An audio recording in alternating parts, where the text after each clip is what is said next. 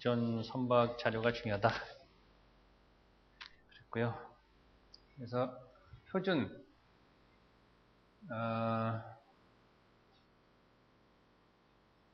그러니까 15인호의 유저 리퀘어먼트하고 디자인 스탠다드하고는 좀 다른 거다 그런 얘기죠. 보통 오너 리퀘어먼트는 카고 캐패시티, 스피드, 엔듀런스. 엔듀런스라는 건 얼마 항속거리. 네? 옛날에 우리 미국 갈 때 단번에 못 갔어요. 비행기가. 휘발유 많이 못 실어서. 알래스카에 가서 한번 가서 내렸다가 기름 다시 싣고 다시 갔다고. 요즘에 단숨에 갔죠. 그래서 엔듀런스라는 게 그런 거예요. 그럼 그거에 따라서 비행기가 특히 심하죠. 기름 무게가 배, 항공기 무게의 뭐 반이니 뭐 반을 넘는 게. 배는 그렇게 좀 그렇지 않지만. 어쨌든 이제 군함 같은 경우는 좀 다른 경우고. 그래서 그 디자인 스탠다드라고 하는 거는 이 클래시피케이션 소사이어티, 상급협회의 규칙이고, 나머지 뭐 헬스, 세이프티, 폴루션, 가버먼트 에이전시 이런 것들에 제정하는 것이다. 컨스트레인트는 제한 조건이죠.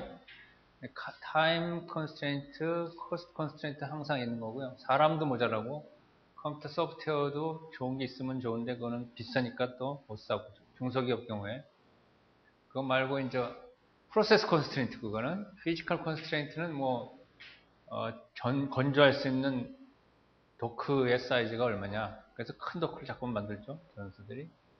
그 다음에 이 스피어라는 거는 부두가 건조하는 조선소에도 부두가 필요하고 또 운항하는 항구의 부두도 필요하고 사이즈가 제한이 있을 수 있고 항만 그 다음에 파나마 카널 운하 우리 한강대운하 한반도대운하 브릿지 때문에 인천대교 때문에 큰 배가 못 지나간다 그 다음에 또 케이블이 가끔 문제가 될 수도 있고요.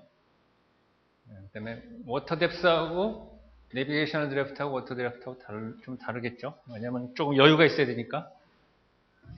얘기고 디자인 필로소피는 그래서 desired attribute 뭐 어떤 속성들을 원하느냐. 그 다음에 그거에 따라 달라진다는 거죠. number of design team members 몇 명이 설계하는 거냐. 아까 선목인 경우에는 혼자 다 해버리니까요. 네? 팀이라는 게 필로소피가 그 사람 혼자 하면 끝나는데 300명이 한다. 현대중공업엔 설계실의 인원이 몇 명일까? 뭐 그 사람이 다 한 배에 붙지는 않지만 큰 프로젝트에는 몇백 명씩 붙어서 할 거예요. 그 사람들이 어떤 공통된 인식을 가지고 움직여야 될 텐데 다 사람마다 자기 프라이어리티가 다르고 가치관이 다르기 때문에 다르게 해석하고 다르게 설계라는 게 특히 정답이 없는 거기 때문에 네? 설계는 정답이 없어요. 내가 요리를 하는 거랑 비슷하다고 했을 때 요리할 때 설탕 많이 넣는 사람도 있고 고춧가루 많이 뿌리는 사람도 있고 고춧가루 안 쓰고 후춧가루 쓰는 사람도 있고 테이스트고 프라이어리티고 프레퍼런스라는 말을 쓰는데 프레퍼런스 아까 디자이어드 어트리뷰트도 마찬가지고요. 그래서 이 디자인 필로소피가 왜 필요하냐. 그 몇백 명이 같이 보조를 발을 맞출 수 있게 같은 뜻으로 같은 방향으로 움직일 수 하려면은 그런 것도 문서화해 놓는 게 좋다는 거예요. 그래서 예를 들어서 여기 나온 게 점수가 오른쪽에 있는 웨이팅 팩터가 있네요. 어사인드 웨이트 팩터가 있고 카고 캐링 캐패시티, 코스트, 에너지 컨서베이션, 매닝이라는 걸 인원, 선원, 크루, 그다음에 릴라빌리티, 미니멈 리스크, 스탠다드. 뭐 이거 말고도 막 그 리스트가 좀 많이 있을 텐데 그 중에 우리는 중요하게 여기는 게 이거다. 그거는 그 상황마다 달라질 거예요. 프라이어리티도 달라지고 웨이팅 팩터도 달라지고 그래서 그거를 공유하는 것이 필요하다 그런 얘기예요. 그 다음에 유니크니스는 이 배가 얼마나 독특한 배고 유일한 배냐 그런 거에 따라서 설계가 달라진다 그런 얘기예요. 그래서 평범한 배들은 페런트십 또는 시밀러십 그런 걸 이용해서 그냥 조금 고칩니다. 모디스트 체인지를 합니다. 그런 경우가 많아요. 상선인 경우에 특히 그렇죠. 컨테이너선이다 오일 탱커다 그러면 수백 척씩 벌써 접었는데 뭐 현대조선이. 그러니까 뻔하게 잘 알기 때문에 조금만 고치면 기존에 있는 거랑 유사한 배는 얼마든지 주문받아 살 수가 있습니다. 그래서 그런 경우에는 스피드나 엔듀런스나 페일로드 이게 제일 중요한 항목들이에요. 계약을 하려면 내가 14만 톤인 뭐 오일 탱커를 새로 주문받았는데 저 인도네시아까지 뛰는 건데 그거 얼마 받으면 될까? 그런 얘기잖아. 그거 계산하려면 근데 유니크 디자인인 경우에 그런 어떤 패런트십이 없고 예를 들면 모바일 하버라든지 위그라는 걸 윙인 그라운드 뭐라고 한국말로 뭐라고 하나? 윙인 그라운드 이펙트십 수면 효과선 그러니까 비슷하네. 하여튼 그런 배면은 이게 뭐 어디 가서 기댈 데가 없는 거예요. 참조할 만한 자료가 없는 거죠. 그래서 힘들고 그래서 유니크하다는 얘기고 그래서 그런 경우에는 first principle이라는 거는 아주 기본 방정식을 써야 된다. 유체역학, 빔시어리, FEM. 왜냐면 기존에 데이트했는 거는 유사하게 그냥 그때 엔진이 5만 마력짜리 있었어. 이번에 한 5만 1000마력이면 될 것 같은데 대충 이 감이 오잖아요. 그죠? 계산할 필요가 없이. 근데 그런 경우가 없는 경우에는 rely on first principles. 이론에 그냥 완전히 그 기초 과학을 이용해야 된다는 거죠. 그래서 거기 필요한 게 파워 리퀘어먼트 계산해야 되고, 웨이트 에스티메이션 해야 되고, 스트럭처럴 디자인 해야 되고, 하이드로다이나믹 로드, 이게 이제 구조물에 파도가 치는, 쓰나미가 와서 얼마나 하중을 줄 건지. 그래서 그런 경우에 언서튼티가 높아지는 거죠. 그래서 리스크가 올라가는 거고, 그래서 디자인 마진이 커집니다. 지난번에 질문한 거랑 비슷한 얘기인데. 그래서 유니크 디자인, 모바일 하버가 할 때 그런 어려움이 있었고, 그래서 더 비용도 많이 들어가고, 사람도 많이 필요하고, 또 그만큼 또 결과도 좋게 안 나오게 돼 있어요. 이미 건조해보지 않은 거기 때문에. 디자인 페이지스, 컨셉 디자인, 프리리미너리 디자인, 컨트랙트 디자인, 펑셔널 디자인, 트랜지션 디자인, 워크스테이션, 앤 존, 인포메이션, 프리퍼레이션 이렇게 돼 있는데 여기 정도로 끊었대 이 책에서는. 여기를 넣냐 마느냐에 따라서 하여튼 이게 컨트랙트가 일어나면 사실은 이후에 조선소에서 일어나는 일이기 때문에 조선소가 정해지기 전과 조선소가 정해진 이후하고의 큰 구분이 많이 생깁니다, 일반적으로. 근데 여기서는, 이 책에서는 여기를 끊었어요. 아마 이게 함정 설계 위주로 했기 때문에 그렇게 된 것 같아요.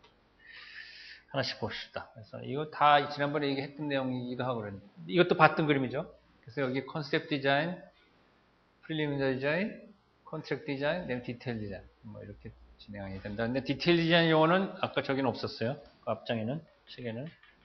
다 비슷비슷한 얘기들입니다. 디자인 페이지즈에 대한 그림인데 increasing detail이라고 하는 거는 점점 당연히 세분화 될 거고, 예를 들면 내가 CAD로 설계를 한다 그러면 CAD 파일 사이즈가 저렇게 커진다고 보면 돼요.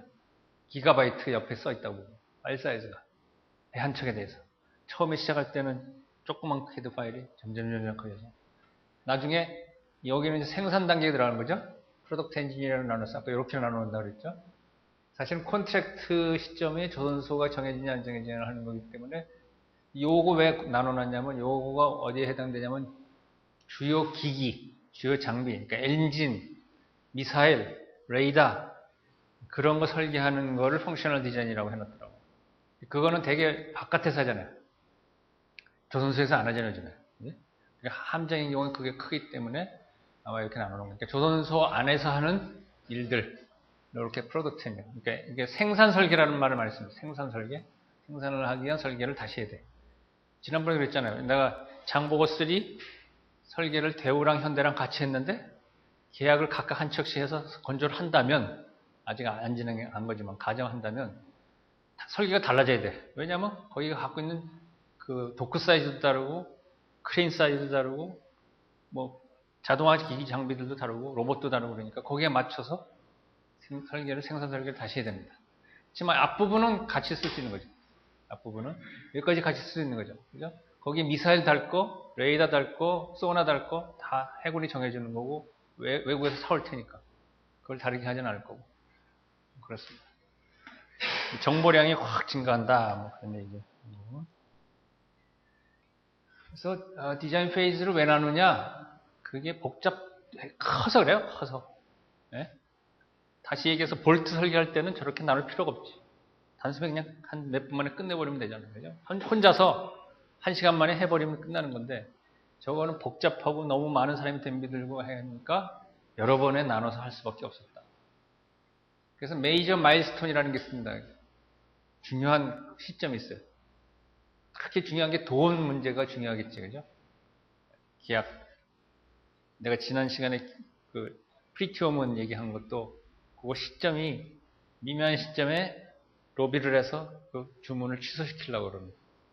그게 돈 버젯인 얘기고, completion of spec, specification, drawing, 결국은 계약이 상당히 또 중요한 시점이 되겠죠. 그죠? 그 다음에 killing, 뭐 이런 중요한 시점들이 전선마다 있습니다. 마지막에 이제 그 샴페인 터트리는 딜리버리, 무슨 그 행사 한번 하죠? 배 보낼 때.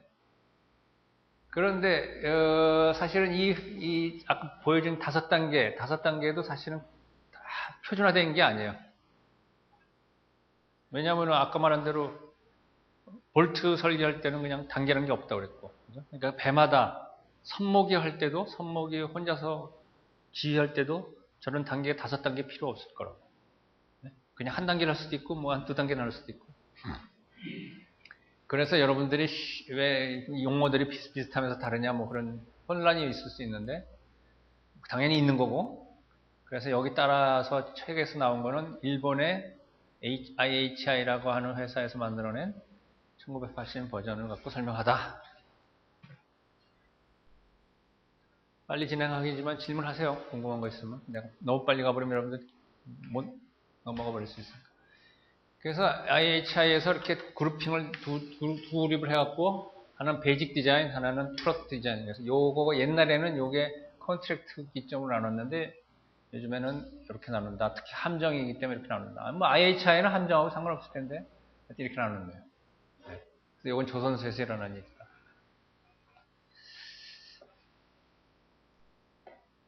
그래서 펑션과 로케이션에 대한 얘기가 나오는데요. 펑셔널 디자인과 존이라는 단어 말 아까 앞장에서 트랜지션 맨 끝에 존이라는 단어 나오죠? 존. 펑션이라는 단어는 여기 있죠. 여기 펑션. 그 존이 로케이션입니다. 그거에 대한 설명을 좀 해야 될 것 같아서. 그래서 시스템 디자인과 펑셔널 디자인. 그 다음에 블록, 존, 로케이션, 모듈. 뭐 이런 용어를 비교를 해야 되는데, 시스템 디자인, 펑셔널 디자인은 파이프 디자인 한다고 하죠. 파이프 디자인. 내가 오일 탱커에서 파이프 디자인을 하겠다. 그 의장 설계팀에 파이프 설계팀이 따로 있어요. 기관 설계팀이 따로 있고, 기관 의장, 파이프 의장, 뭐 철 의장. 오일 탱커를 하나 주문받으면 파이프 의장 팀에서 파이프 전체에 대해서 설계합니다.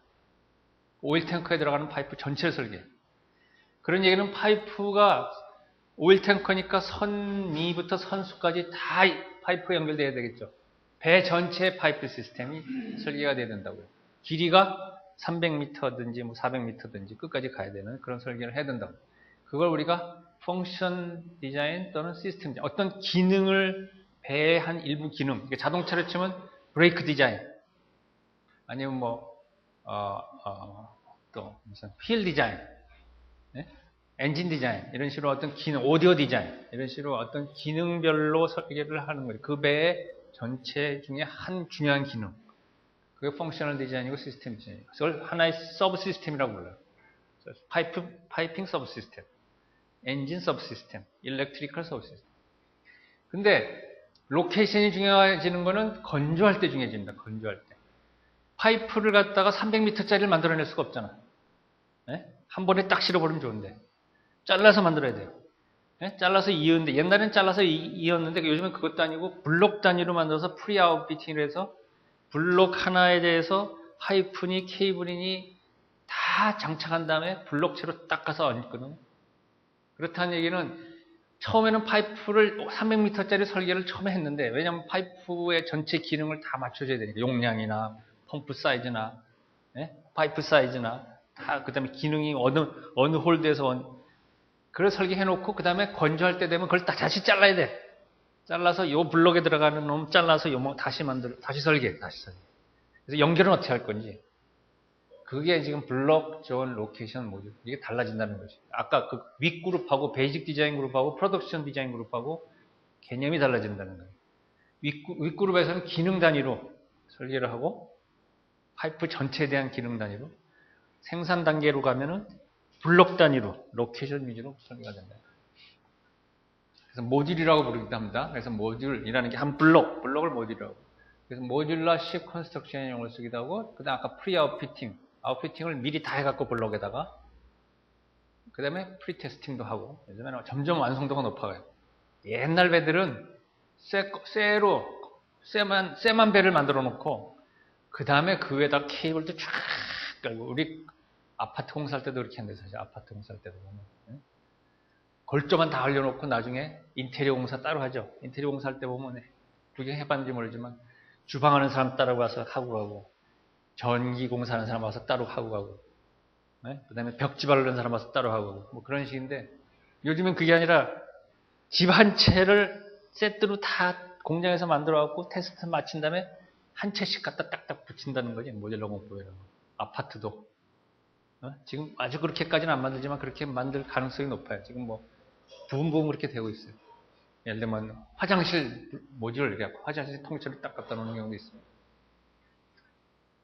그래서 이렇게 해두면은 이 하는 방법 이유가 왜 그러냐면 드라이 도크 안에 시간을 많이 들여준다. 이건 뭐 정인 교수님 수업에서 많이 들으면 됐고. 그 다음에 또 한 가지는 벤더라는 게 아까 블록도 벤더가 외주주기도 하지만 뭐 엔진이면 엔진, 레이더면 레이더. 하여튼 웬만한 걸 다 아웃소싱 하려고 그러는 거죠.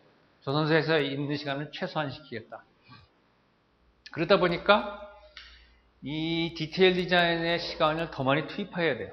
사실은.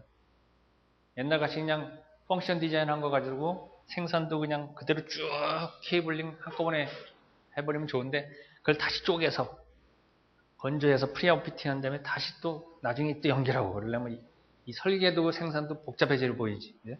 그렇지만 그게 최종적으로는 컨스트럭션 맨아워를 훨씬 많이 줄여주기 때문에 설계 치수는 올라가지만 생산 시수는 훨씬 많이 줄이기 때문에 전체적으로 이익이다. 그런 뜻입니다. 그래서 컨셉 디자인은 ship owners requirement를 명확히 하고 그 다음에 배의 기능이 아까 중요하다는 게 속도, fuel endurance, 거리, 카고 이게 세 가지라고 했고요. 그 다음에 시스템 어널리시스는 미션 어널리시스와 이코노믹 어널리시스 두 개. 미션이라는 거는 기능이죠. 기능. 배 전체. 예를 들면 함정인 경우에 특별히 그죠? 뭐 소해정이다 그러면 소해정이라는 거는 어뢰 제거함이다 그러면 어뢰 제거함, 지뢰 제거함, 기뢰 제거함. 그 미션이죠 그게. 네? 그 미션 어널리시스. 컨테이너선이라면 컨테이너 운반하는 게 기능이 미션이고 그리고 거기에 비용을 최소화시켜야겠다. 신시시스 어널리시스는 지난번에 설명드렸고요. 닭과 달걀 같은 거라고 그랬고 코스트 퍼포먼스 리스크 이 세 가지가 중요합니다. 코스트 퍼포먼스 리스크 항상 따라다니면서 리스크라는 건 uncertainty이고 그래서 US Navy에 하고 또는 Government Ship 관용선, 관공선의 feasibility study를 끝내고 나면 이러이러한 목록을 내야 된다는 게 딱 정리가 되어 있는 것이랍니다. 규정화가 잘 돼 있어요. 해군이니까 우리나라 해군도 아마 이런 게 있긴 있을 거예요. 이런 걸 조선소가 내놔야지 되는 거예요. feasibility study만 끝났을 때 또 컨셉 디자인 끝나고 나면 또 좀 다른 리스크가 생기는 거예요. 중복되는 것도 많아요. 근데 중복되더라도 이 디테일 정도가 달라지겠지만 그 다음에 이제 컨셉 디자인을 좀 더 보면 그래서 여기서는 렐러티브 애큐러시가 더 중요하다. 앱솔루트 애큐러시보다. 이 다음 단계로 가면은 렐러티브 애큐러시라는 건 뭐냐면 이놈이 이놈보다 더 가볍다 무겁다. 싸다 비싸다. 빠르다 느리다. 그런 거죠. 상대적으로 이놈이 더 우수하다. 그런 판단이 나니까 OX만 하는 거죠. OX 동그라미 아니면 별 몇 개. 이 정도만 하는 거고 나중에 앱솔루티브 애큐러시라는 거는 스피드가 23.5노트다. 24노트다. 이런 걸 수치화해야 되는 건 그 다음 단계로 내려가면 한다는 거예요. 그 다음에 랜드 베이스드 엘리멘트라는 얘기는 예를 들면 컨테이너선이면은 부두에 컨테이너 야드에 뭐 하역장에 크레인의 용량이 얼마고 수심이 얼마고 그런 거를 다 포함해서 설계를 해야 된다는 얘기죠. 같이. 혼자만 잘하면 되는 게 아니잖아요. 그죠? 배가 입항도 못 하는데 입항해봐야 일주일 동안 하역하는 데가 일주일 걸리는데 거기다가 그렇게 큰 배를 갖다 투입할 필요가 없는 거잖아요. 그런 거 다 포함시켜서 설계된다. 이 단계에서는 나중에 이제 이게 결정되고 나면 그 다음 단계는 그런 거 이제 보지 않죠. 이런 거 보지 않죠. 배만 보죠, 나중에는. 생산하려는데 무슨 뭐 항만을 봐서 뭐 할 거예요. 생산할 때는 그 디테일만, 배만 보면 되죠. 그래서 이런 것들을 이런 데 계산할 때 쓴다는 얘기고. 그래서 타임 도메인 시뮬레이션 또는 디스크리트 이벤트 시뮬레이션. 이게 시간축을 따라가는 거고, 이벤트만 따지는 거고, 뭐 그런 거고. 옵티미제이션 또 많이 하실 거고. 그래서 이게, 그러니까 운송용, 상업용, 운송용 선박보다 해군 함정이나 무슨 이런 특수선들이 모바일 하버 이런 것이 더 어렵다. 일반적으로. 그 다음에 십 타입 카테고리를 갖다 지금 그래서 트랜스포트, 논 트랜스포트 이렇게 구분했어요. 트랜스포트. 제너럴 카고, 벌크 카고, 패신저, 인더스트리얼 서비스, 밀리터리 뭐 이렇게 나눠놨네. 그래서 이쪽 거가 일반적으로 설계하기가 더 까다롭다. 그런 얘기입니다. 샘플도 없고, 일반적으로. 프리리미너리 디자인이 이제 그 다음 단계인데, 여기서는 좀 더 구체화시키는 거죠. 그래서 사이즈라든지, 메이저 십 시스템이라는 게 이제 장비들, 그 다음에 수치화하는 거, 수치화, 퍼포먼스를, 스피드가 이제 23.3노트다. 리스크 레벨도 좀 더 낮추고 코스트 에스티메이션도 이미 했지만 좀 더 명확히 하고 뭐 이렇게 돼갑니다. 별로 그래서 이제 건조에 대한 개념을 고려를 시작하죠. 그전에는 고려에 대한 그런 걸 고려 안 했는데 그래서 예를 들면 트레이드 오프 인 프리리미너리 디자인 중요한 게 뭐냐면 헐 프로포션 L오버 B L이란 건 길이 B는 폭 D는 뎁스, 배 전체 크기입니다. 전체 크기에 그 레이쇼, 비율, 그게 상당히 성능에 영향을 줍니다.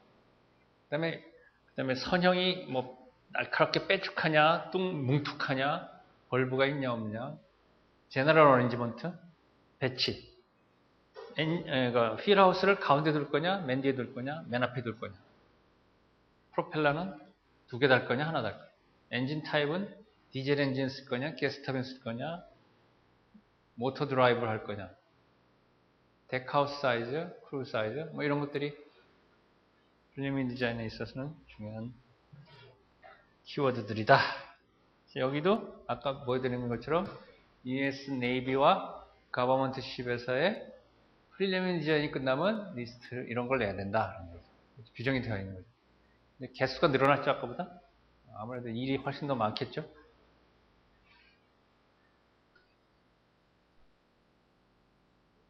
그 다음에 이제 설계를 생산을 위한 것이 설계예요, 사실은. 그죠? 생산하기 위해서 도면을 만든 거잖아요. 근데 생산에 좀 더 편하게 되도록 설계해주면 좋죠. 근데 그렇게 못하는 경우가 많습니다. 대개 디자이너들은 뭐냐면 멋있게. 컨셉카 생각해보세요. 이게 무슨 어떻게 만들어질지는 생각 안 해요. 멋지고, 섹시한 것만 생각하지. 그래서 설계하는 사람들은 특히 그 다음에 생각하는 게 성능. 속도가, 10초에 200km 가속이 된대.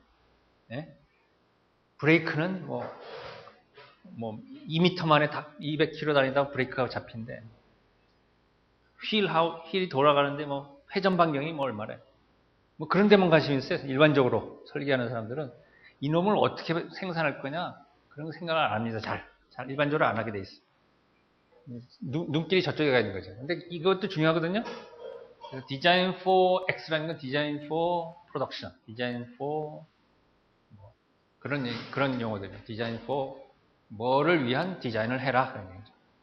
다 목표가 좀 다르지만 특히 빌딩을 위한 특히 아까 말한 모듈라 컨스트럭션, 존 컨스트럭션 그런 거 하려면은 그런 걸 고려를 많이 설계할 때 고려해 줘라 그런 얘기죠. 그다음에 곡면을 좀 줄여라. 네? 평판을 많이 쓰면 건조 생산할 때 편하겠죠. 크레인 사이즈도 고려해봐라. 육상 건조 할 거냐, 드라이도크 쓸 거냐, 뭐 이런 것도 생각해봐라. 그다음에 어느 조선소에서 할 거냐, 뭐 이런 것들을 설계할 때 고려해야 된다. 특히 프리리미너리 디자인부터 이제 고민을 시작해야 된다. 나중에는 당연히 하지만 퍼포먼스. 그래서 모바일 하버를 설계를 했는데 트윈 쌍동선으로 했어요. 요즘 신영식 교수님은 삼동선이라고 트리마란이라는 걸 설계하고 계시던데 그런 거를 설계하면은 이걸 왜 이렇게 했냐? 왜 쌍동선으로 모바일 하버를 했냐? 그냥 보통 배처럼 하면 안 되냐? 또 한 가지 어려운 점은 그렇게 해놓으면 자료가 부족하고 그래서 예측이 잘 안 돼요. 이게 얼마큼 속도가 날지, 엔진을 얼마짜리 써야 될지. 그래서 모델 테스팅도 필요하고 또 리스크 레벨도 올라가고 그렇습니다. 컨트랙트 디자인으로 갑시다. 컨트랙트 디자인의 목표는 결국은 이제 돈입니다. 이제 돈과 리갈한, 돈과 법적인 나중에 분쟁이 생길 때에 대비해서 그래서 계약을 비딩하고 할 때 쓸 수 있는 그 다음에 십 오너가 억셉트 할 거냐 말 거냐 나중에 분쟁이 생겼을 때 그런 것들을 따져야 됩니다. 컨피그레이션 매니지먼트라고 해서 컨피그레이션 매니지먼트 또는 컨피그레이션 컨트롤이라는 거는 이제 뭐라고 하나 설계 변경 관리 계속 바뀌어 나가거든요. 그게 여러 가지 이유에 바뀌어 나가요. 조선소 때문에 뭐 크레인이 용량이 바뀌기도 하고 뭐가 조선소 입장에서 바뀌기도 하고 또 오너 입장에서 또 바꾸기도 하고 해군은요 특히 많이 바꿔요. 해군은 건조 중간에 왜냐하면 어디 가봤더니 북한이 새 무기를 도입했대더라. 아니면 누가 프랑스에서 새로운 미사일이나 생겼대더라. 개발했대더라. 그걸로 하자. 우리 지난번에 미사일 정했는데 그거보다 이게 더 좋으니까 싸고 좋으니까 이걸로 바꿉시다. 왜 건조 기간이 기니까요. 그 동안에 막 변화가 생깁니다. 그래서 그런 걸 다 컨피그레이션 매니지먼트, 컨피그레이션 컨트롤 이런 걸 해줘야 됩니다. reliability, safety, maintainability 이런 것도 따져줘야 되고 그 다음에 프로덕션 플랜 아까 말한 대로 블록을 어떻게 쪼갤 거냐 프리 아웃피팅 어떻게 할 거냐 비슷한 얘기들이지만 조금씩 다른 얘기들이 다시 나오고 있습니다. 인테그레이티드 로지스틱 서포트라는 거는 구매요 구매 네? 구매인데 그러니까 기자재 레이더 그 구매에 대한 얘기인데 그거를 함정에서는 저게 중요합니다. 함정 아까 말한 대로 장비, 전투용 장비, 전자장비 이런 것들이 굉장히 비싸기 때문에 저걸 어떻게 잘하고 또 시간 맞추기도 어렵고 왜냐하면 외주구에서 많이 사오니까 그래서 메인티너스도 문제고 네? 저 폭스바겐 고장나면 수리 비용이 많이 든다며 부품 또 갖고 오는데 뭐 한 달씩 걸린다며 어떤 부품 그죠? 그런 건 그보다 더 어렵겠지 이게 그지? 내가 맨날 타는 폭스바겐보다 함정에 레이더를 샀는데 아니면 미사일을 샀는데 고장이 난다. 골치 아픈 일이 생길 수 있어요. 그 다음에 그 수리를 그냥 배에서 할 거냐 아니면 항구에 들어와서 할 거냐. 그리고 리페어 파트를 부품을 스페어 파트를 배에 싣고 다닐 거냐 아니면 육지에 갖다 놓을 거냐. 그 다음에 구매를 파트를 아무 데서나 사도 이게 갈아 낄 수 있는 거냐 아니면 꼭 그 회사에서만 사야 되냐. 특수한 부품이냐, 범용 부품이냐, 그런 얘기입니다. 스케줄은 어떻게 할 거냐, 메인티너스 스케줄을 정기적으로 1년에 한 번씩 아니면 6개월에 한 번씩 드라이도크에 들어갈 거냐, 그런 것들. 그래서 이게 컨트랙트 디자인의 아까 똑같은 얘기입니다만 US 네이비에서 요구하는 컨트랙트 디자인 결과물 리스트 또 많아졌어요. 점점 늘어납니다. 스페시피케이션 책자라고 그랬습니다. 책. 사양사라고 그래갖고 이게 롱 리드 이퀴프먼트라는 거는 구매까지 오래 걸리는 기자재예요. 엔진 예를 들면 엔진 오더하면은 내일 갖다 주는 거 아니에요. 네? 한 달 때에 따라서 몇 달 이렇게 걸릴 수 있는 거죠. 네? 또 주문이 밀려 있을 수도 있지. 여러 가지 이유로 그런 것들을 미리 다 관리해야 되고 피지컬 모크업이라는 걸 실물로 모델을 만들어 보는 걸 피지컬 모컵이라고 하는데, 그걸 해보면 제일 좋은데 그게 어렵거든요. 시간도 오래 걸리고 돈도 많이 들고 또 크기도 너무 크고. 그럼 축소 모형, 지난번에 질문했지만 축소 모형으로 하면 되지 않냐? 축소 모형은 또 한계가 있어요. 내가 들어가 볼 수가 없잖아. 네? 그게 에러가, 바운드가 커지는 겁니다. 그래서 하여튼 그거 하기 어렵기 때문에 해주면 좋지만, 그나마 하면 좋지만, 요즘엔 다 컴퓨터로 많이 합니다. 모델링 시뮬레이션, 워크스루. 그래서 챕터 9에 컨트랙트에 대한 게 또 추가로 나오네요. 사양서에 대한 게. 하여튼 결과적으로 빌딩 코스트가 제일 중요합니다. 계약을 맺어야 되니까. 그 다음에 도큐멘테이션, 문서, 보고서 중요하고. 펑셔널 디자인, 이거는 아까 말한 대로 어떤 장비에 대한 설계라고 보시면 돼요. 펑셔널 아이템, 펑셔널 서브 시스템. 시스템이라는 게 그 어떤 서브 시스템. 아까 파이프 얘기했는데 파이프. 시스템 오리엔티드 디자인을 한단 말이에요. 파이프 전체 오일 탱크에 들어갈 파이프 전체 시스템. 아니면 자동차로 치면 한라 공조가 에어컨을 현대 자동차에 납품하는데 그 에어컨 시스템에 대한 설계를 누가 할 거냐? 한라공조에서 하겠죠. 현대자동차를 아마 같이 해야 될걸? 네? 그렇지만 주도는 아마 한라공조에서 할 것 같은데 그런 시스템 오리엔티드 디자인을 어디서 누가 할 거냐? 그다음에 스트럭처럴 스캔틀링은 이제 구조 설계에 대한 얘기고, 무어링 시스템은 항해 장비에 대한 얘기고, 무어링 시스템은 그 3차원으로요. 이게 무슨 뭐 이게 예를 들면 이건 뭐라나 다시라고 그러나 이렇게 생긴 앵커를 갖다가 떨어뜨렸는데 자기 발등을 가서 찍으면 어떻게 돼? 안 되잖아. 그죠? 그게 그 다음에 뭐 똑바로 떨어질 않을 수도 있지. 파도가 칠 수도 있고, 뭐 스윙할 수도 있고. 그래서 그거는 배 모양이 이 밑에 복잡하게 돼 있어서, 그래서 3차원 체크를 해야 된다는 얘기고, 파이핑, 일렉트리컬, 히팅, 벤틸레이션, 에어 컨디셔닝, 그런 것들은 라우팅이라고 하고, 와이어링 시스템, 시스템 코리더, 이런 게, 빌 오브 머티리얼은 자재 명세표 이렇게 씁니다. 자재 명세표. 자동차가 보통 부품이 한 2만 개라고 불러요. 2만 개. 배는 몇 개쯤 될까? 배 10배는 넘을 것 같은데. 10배 넘을 것 같고. 100배? 100배까지는 안 되려나? 2만 개 자동차. 그래서 그 명세표.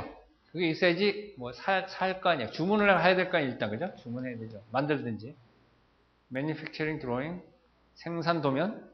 옛날에 영국에서 현대 조선이 처음에 질 때 이것까지 다 사왔다 그랬죠. 피스 드로잉까지 다 사왔다고. Vendor, Selection and Order. 이거는 구매. 질문하세요. 궁금한 거 있으면.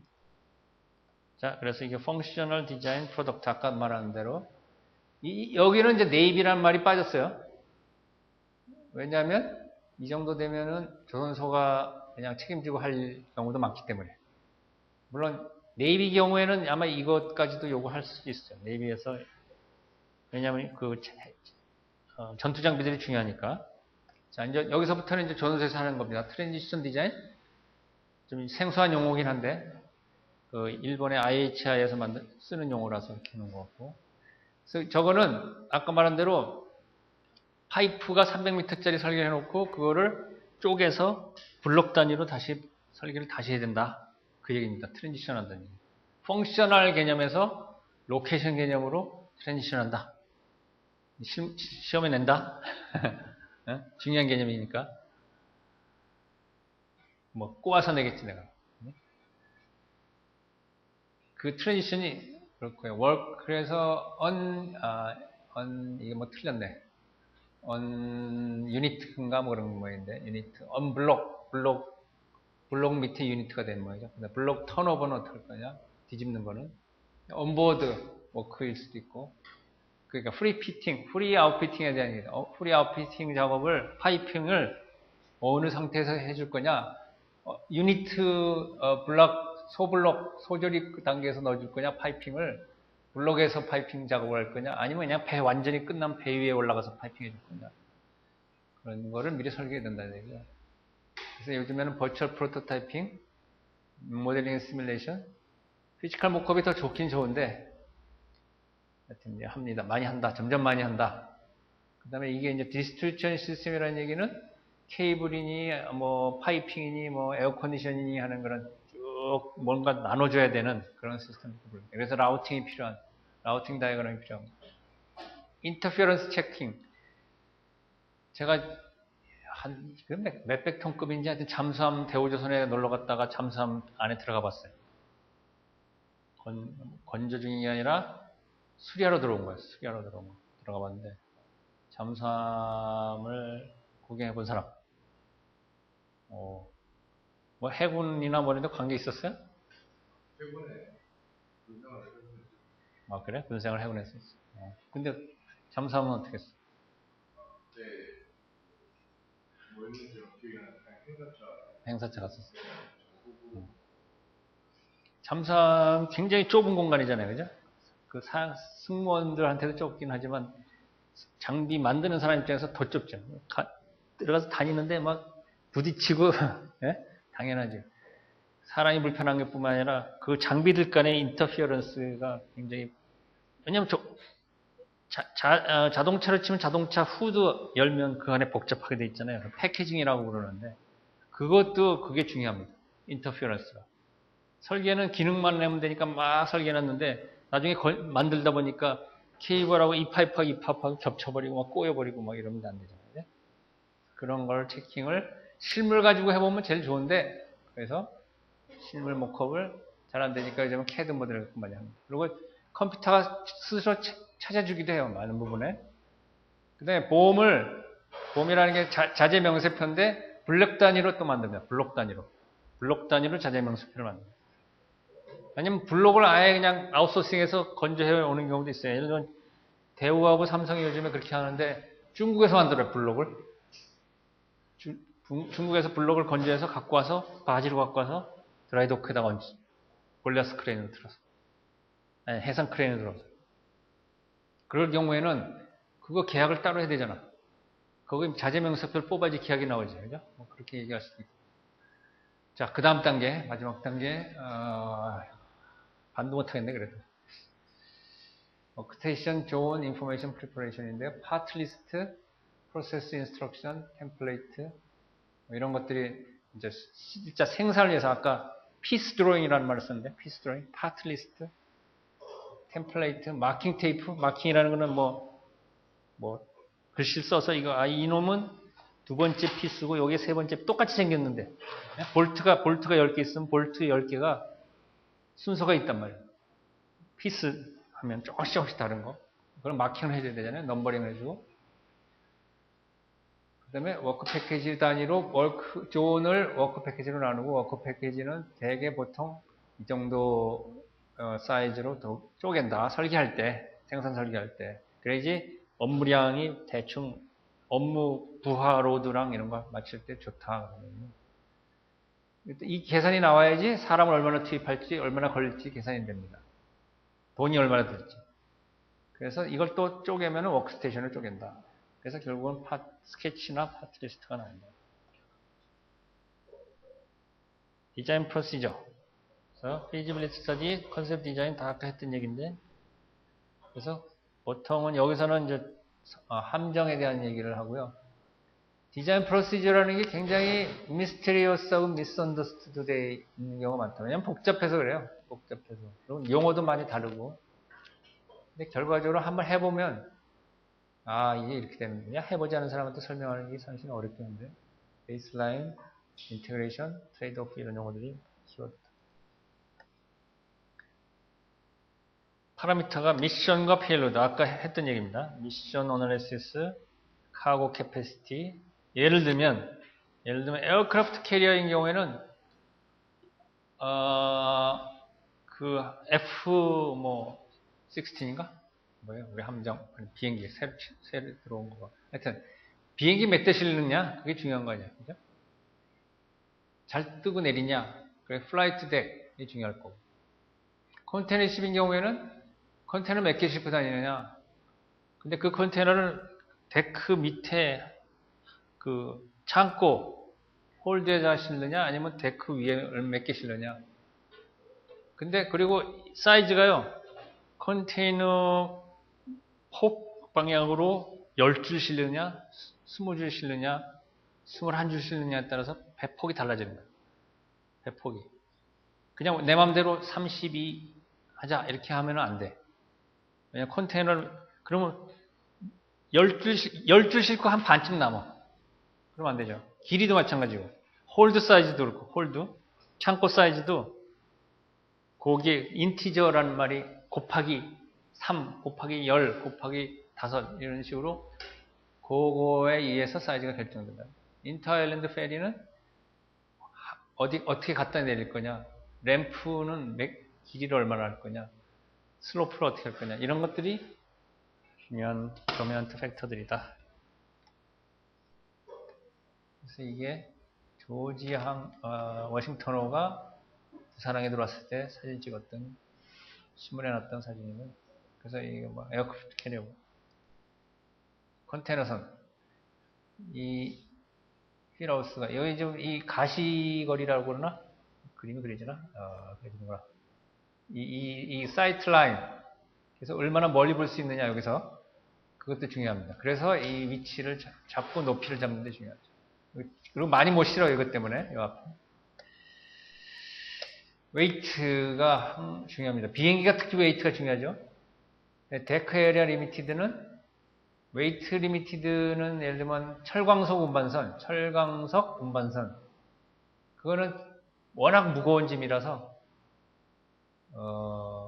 공간은 남는데 수심이 배가 푹 잠겨버려서 더 힘을 못 실는 거고요. 컨테이너선인 경우에는 드래프트는 많이 남았는데 무게는 더 실을 수 있는데 공간이 모자라서 더 못 실는 경우.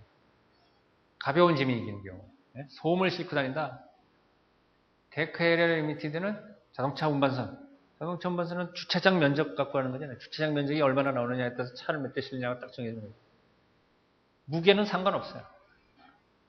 또 크루즈선도 마찬가지. 크루즈선은 사실 이 두 가지가 겹치긴 하는데 에어크래프트 캐리어도 비행기 몇 대 실느냐 비슷하니까. 그런 목표가 조금씩 달라진다. feasibility study. 그래서 맨 첫 단계인데 payload, weight, volume 이런 게 중요하고, 그래서 결국은 principal characteristic, 핵심적인 큰 수치들만 정합니다. manning, 선원수가 정해지면 그 사람들 잠잘 어코모데이션이 정해지고요. 그래서 그걸 바탕으로 우리가 보통 볼륨이 얼마큼 필요한가를 계산할 수 있습니다. 거주 공간. 그래서 헐과 데크하우스의 전체 크기를 피지빌리티 스터디에 정하고, 그게 정해지면 무게 중심, 그게 정해지면 그 다음에 스테빌리티 체크할 수 있고, 그래서 전반적으로 엔진 사이즈는 얼마나 할지를 또 정할 수 있겠고요. 그런 순서로, 아까 이거 디자인 스파이럴을 따라가면 저런 순서예요. 근데 피지빌리티 스터디는 맨 바깥쪽에서 굉장히 러프하게 한 바퀴 돌려서 결정들을 하는데 이렇게 한다.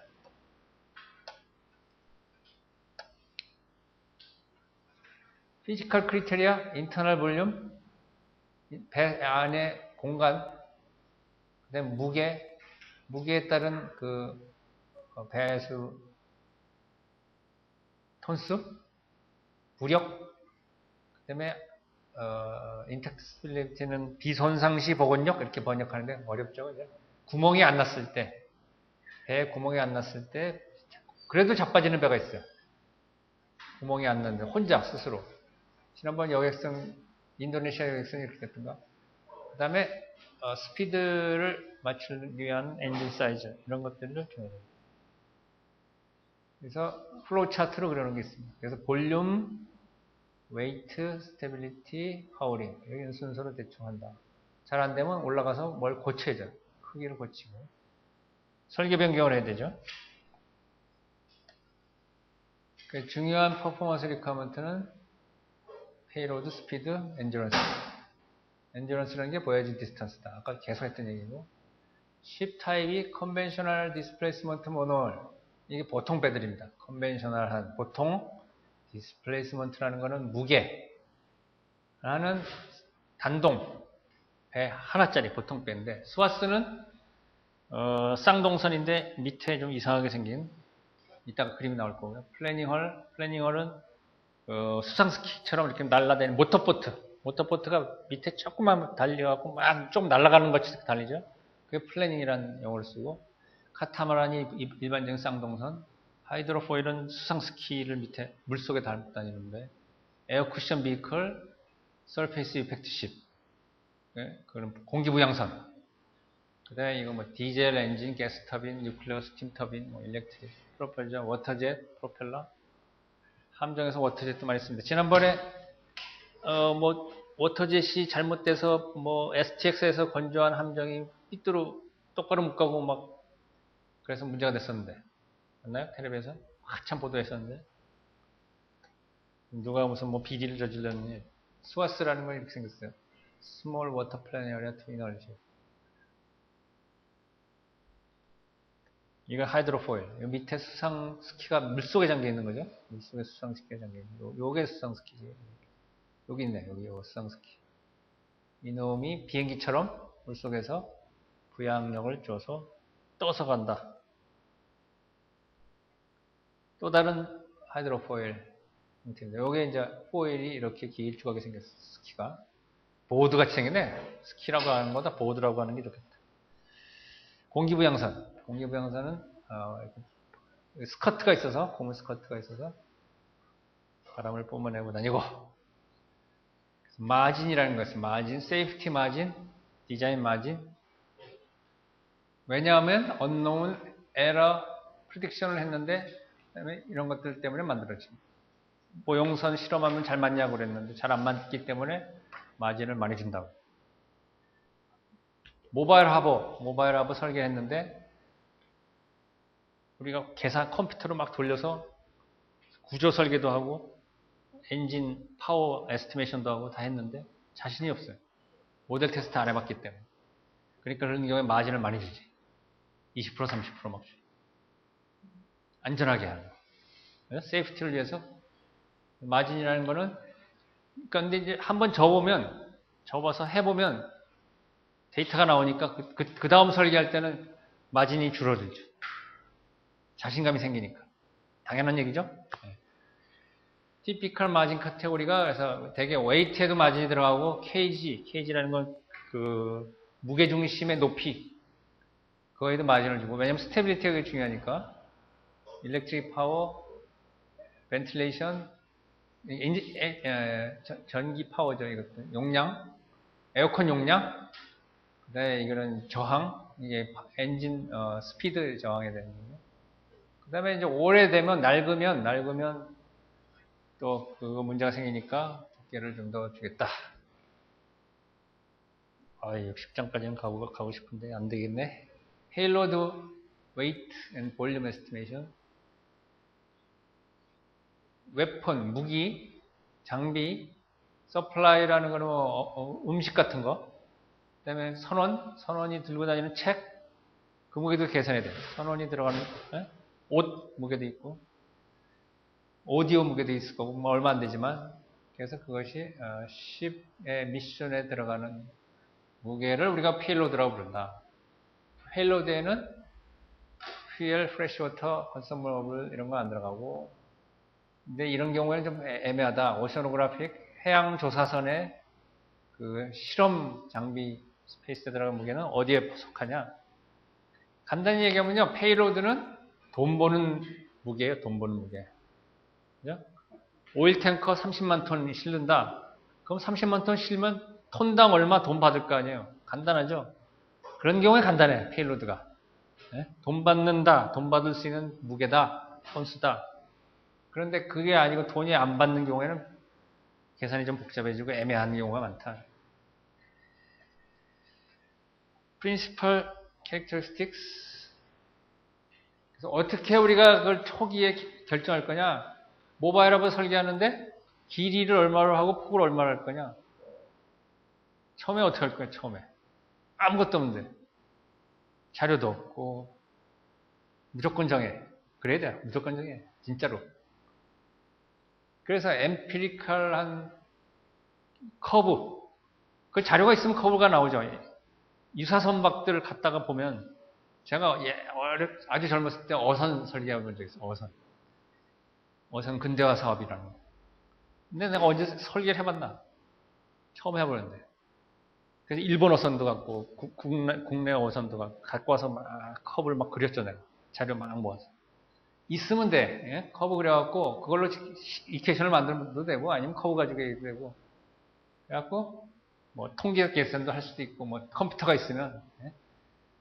그래서 대개는 페일로드와 디스플레이스먼트, 랭스와 디스플레이스먼트, 파워와 프루드 넘버 뭐 이런 커브를 그립니다. 횡축, 종축이래요. 커브를 막 여러 가지 기존 배들 가지고. 그래서 4배의 수치가 기존 배들이 이렇게 점점점 이렇게 있으니까 4배의 페일로드가 원하는 게 뭐고 속도가 얼마니까 이쯤 되겠다. 그렇게 하는 거죠. 근데 이런 경우에는 할 수가 없다는 얘기예요. 모바일 앱 같은 경우는. 자료가 있어야지. 근거 자료가. 진짜로 막 그냥 가정하고 시작해요.